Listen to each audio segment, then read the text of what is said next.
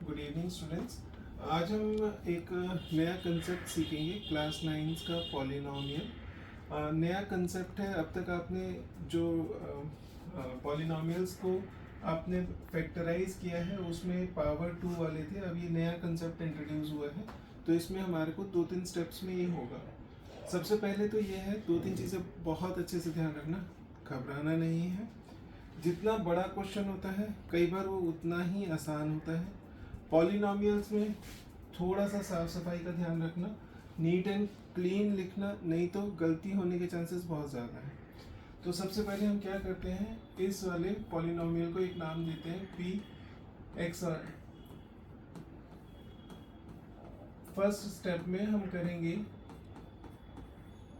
इसका हम फैक्टर निकालेंगे। ठीक है, सबसे पहले हम क्या करते हैं कि जो इसमें कांस्टेंट टर्म है 10, उसके फैक्टर्स निकालेंगे।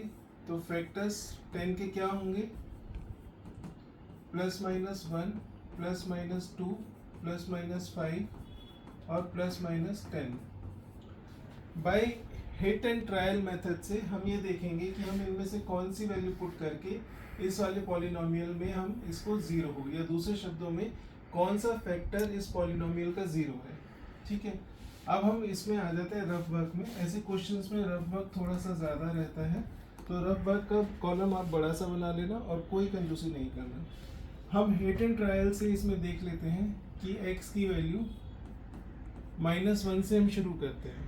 ठीक है, अगर x इज इक्वल टू -1 है तो हम इसमें p -1 क्या होगा, -1 का क्यूब -6 -1 का square +3 -1 +10।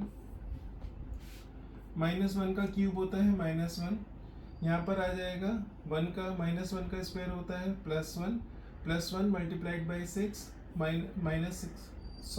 +1 multiplied by -6 is -6, 3 multiplied by -1 is -3 और 10। अगर हम इसको सॉल्व करेंगे तो p में अगर x की वैल्यू -1 है तो ये 0 आ गया।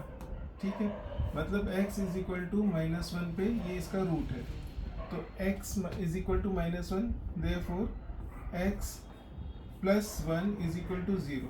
क्यों? क्योंकि अगर हम इसको x इज इक्वल टू -1 है और हम इस -1 को इधर लेके जाते हैं तो ये हो जाएगा x +1 और यहाँ क्या रह जाएगा 0। ठीक है, तो x +1 हमारे इस पॉलिनोमियल px का एक रूट है। ठीक है, तो अब स्टेप 2 में हम क्या करेंगे, x³ -6x² +3x +10 divided by x +1। हम इसको फैक्टराइज कर रहे हैं। सबसे पहले आ गया x², x³ +x², ये 0 हो गया, ये हो गया -7x² +3x +10।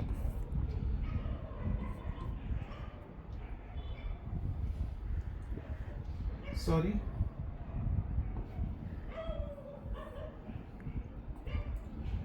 अब इसको हम मल्टीप्लाई करेंगे -7x से, ये हो गया -7x² माइनस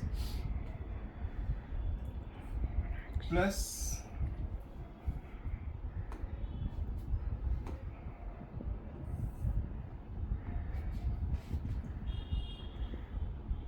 -7x, ये हो गया 0, ये हो गया 10x +10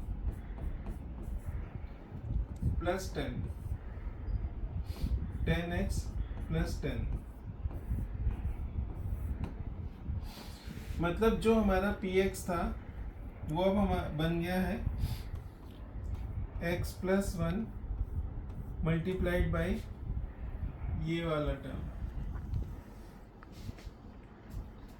x² -7x +10।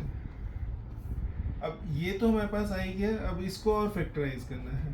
तो इसको फैक्टराइज करने के लिए हमें पेरिफेरी के या दो एक्सट्रीम्स का जो देखना होता है, यहाँ पर 10 है, यहाँ पर 1 है, तो इसका मल्टीप्लिकेशन 10 है और यहाँ पर हमें ऐसी टर्म ढूंढनी है जिसका सम -7 हो और मल्टीप्लिकेशन +10 हो। तो यहाँ पर अगर हम इसको सॉल्व करेंगे तो x + 1 multiplied by x² -5x -2x +10, इसको आगे फर्दर सॉल्व कर लेंगे तो x + 1 ब्रैकेट में x -5 -2 x -5 x + 1 x -2 x -5 इस पॉलिनोमियल का फैक्टराइजेशन है, px का फैक्टराइजेशन है। तो समझने वाली बात यह है कि इसमें नीट एंड क्लीन काम करना है, जितना हो सके खुला खुला लिखें ताकि कंफ्यूजन कम हो, और रफ वर्क इसमें थोड़ा सा ज़्यादा होगा तो रफ वर्क के लिए अलग से कॉलम बनाएं और रफ वर्क को भी उतना ही नीट एंड क्लीन करें ताकि गलती होने के चांसेस कम रहें। Thank you.